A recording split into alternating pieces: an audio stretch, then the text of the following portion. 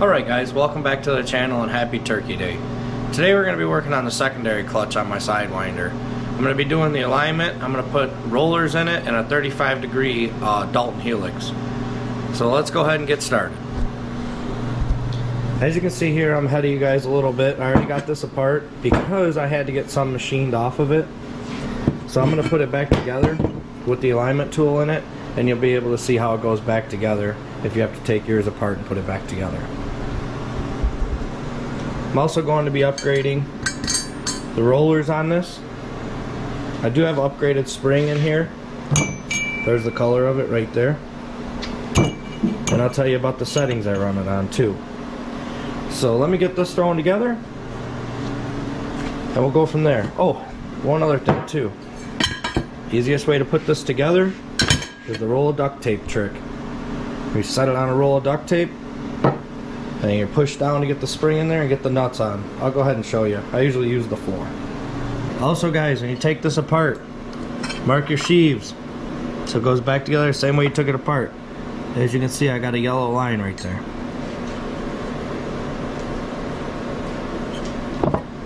Roll of duct tape.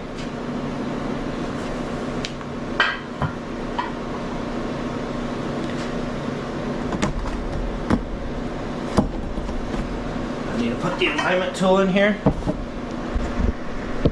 The alignment tool goes right here.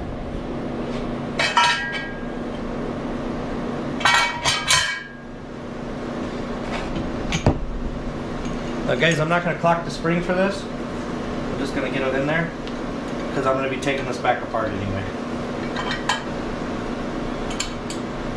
As you can see, the roll of duct tape trick works great. Let me get these tightened down and we'll get the alignment tool in there.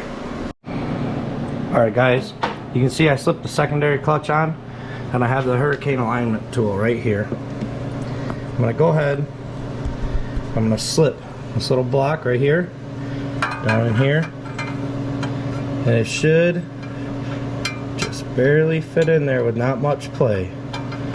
And it does. Fits great. So, on my 21, I had to have 3 millimeters taken off the clutch, and let me show you what I mean by that.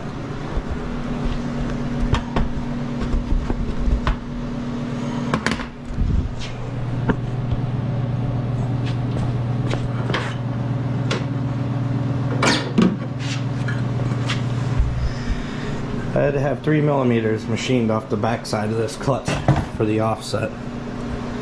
Alright guys, I'll take this back apart. I'm going to get the new rollers in it, and I'm going to go ahead, and I got a brand new Dalton 35-degree helix. I'll put this in here, put that in here, and I'll show you what numbers I clock it at too. Let me get it apart and get the tool out. I have a little ice pick, or a little pick rather, not an ice pick, that I worked in here to push these out. The pins that keep the roller in. Just gotta kind of work at it a little bit. It'll slide right out for you.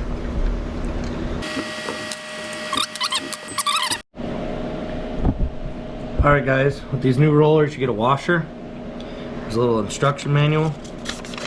They want you to place it towards the outside surface, the outside diameter of the clutch with the roller.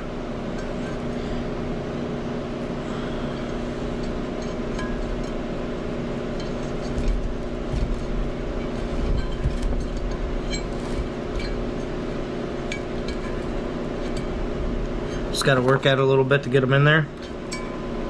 No big deal.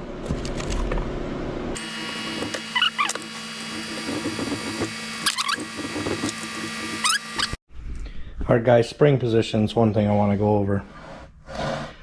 On the clutch sheave here, you have it marked 2, 3, 1. The helix marked 0, 3, 6, and 9. Now when you put the spring in there, you add the two numbers together and that gives you your degree. On this, I'm running 6 and 2. We're going to start there and see how it does. So like I said, when you put this spring in, you got to clock it.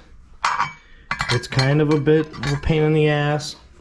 Use the roll of duct tape underneath like I have. That'll help you so you can put your pressure down on it. And on here you're going to see 6.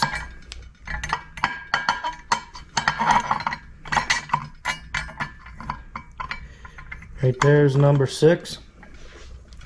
This helix is going to have to be clocked this way, and I'll get it on there. So let me go ahead and do that off camera. Alright guys, I did want to show you what the Hurricane tool is measuring when it's measuring offset on the clutches. Right here I have it in the manual. You're measuring from this front sheave to the back sheave of the primary. And you want around 57-58 millimeter is what they claim is good. Mine was 60, so, and mine's a 21. I took 3 millimeters off to the back sheave of the primary. And you want around 57-58 millimeter is what they claim is good. Mine was 60, so, and mine's a 21. I took 3 millimeters off. You can just use a straight edge right here and a straight edge right here, and use a calibrator between the two if you don't want to buy the tool. I was lucky enough, a friend of mine let me borrow his. So that's that, guys. That's your secondary video. It's all together. Nice shiny. I love new billet stuff. It costs a lot of money, so I don't have a lot of billet stuff. And so yeah, happy Turkey Day. And I'm gonna go ahead, I want to make something for my ceiling. I got a chain fall so I can hoist the ass end of this thing up so I can get the skid pulled out of it. We got a drive shaft saver gonna be going in. I'm gonna be checking the drive shaft bearing, and we're gonna be getting the rear skid out. I got some J&T wheels for it I'm gonna be putting in. There's a couple other things too. Oh, I got some coolant line protectors for underneath. We're gonna be doing an install on those. Yeah, and I got some other stuff coming, so stay tuned, guys. Like I said, happy Turkey Day. Please like, comment, subscribe. Thank you.